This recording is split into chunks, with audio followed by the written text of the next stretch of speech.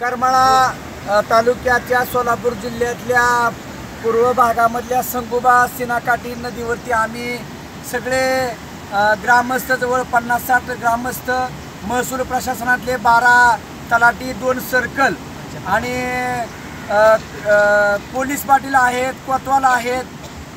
रात्रीपासून आम्ही ह्या सगळ्या पूर परिस्थितीमध्ये अडकलेलो आहोत। महाराष्ट्र शासनाच्या सगळ्या यंत्रणेला आम्हाला सांगायचं आहे की आमची तुम्ही कृपया सुटका करावी, आम्हाला बचाव कार्य करावं। NDRFच्या माध्यमातून, हेलिकॉप्टरच्या माध्यमातून आमची सुटका करण्यासाठी प्रयत्न करावेत। महसूल प्रशासनाने सुद्धा आम्हाला या ठिकाणी रात्रीपासून त्या ठिकाणी मदत दिलेली आहे। तालुक्याचे आमदार नारायणआबांना आम्ही संपर्क केलेला आहे, खासदार धैर्यशील मोहिते पाटील साहेबांना संपर्क केलेला आहे, त्याबरोबर सोलापूर जिल्ह्याचे नैसर्गिक आपत्ती प्रमुख ढोले साहेब त्यांच्याशी बोललेलो आहे। तहसीलदार मॅडम शिल्पा ठोकळे मॅडम यांनी आतापर्यंत सगळी मदत कार्याला सुरुवात केलेली आहे, परंतु शासनाला आणि सगळ्या यंत्रणेला आमचा हात जोडून परिस्थिती आहे। लहान मुलं आहेत, वयोवृद्ध महिला आहेत, माणसं आहेत, स्वतः महसूल प्रशासनाची माणसं आहेत, पोलीस पाटील, सगळी यंत्रणा आम्ही इथं या ठिकाणी बसलेलो आहोत।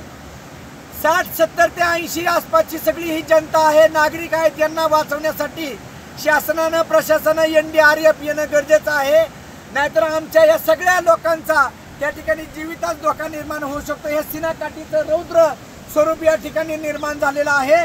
प्रशासनाने आणि शासनानं वेळीच दखल घेऊन आम्हाला हेलिकॉप्टरच्या माध्यमातून या ठिकाणी आम्हाला मदत कार्य करावं अशी नम्र विनंती करतो। आणि या सगळ्या लोकांना जीव वाचवण्यासाठी या सरकारने सहकार्य करावं। त्याचबरोबर या सीनाकाठच्या सगळ्या गावांमध्ये पाणी आहे, पुलं सगळी बंधारे सगळे पाण्यात गेलेले आहेत, संपर्क तुटलेला आहे, त्यामुळे आम्हाला जीव महत्त्वाचा आहे। सत्ता संपत्ती सगळ्या बाबी आमच्या वाहून गेलेल्या आहेत, आम्हाला फक्त जीवाची पर्वा आहे। आम्हाला तेवढं वाचवण्यासाठी प्रशासनानं सहकार्य करावं।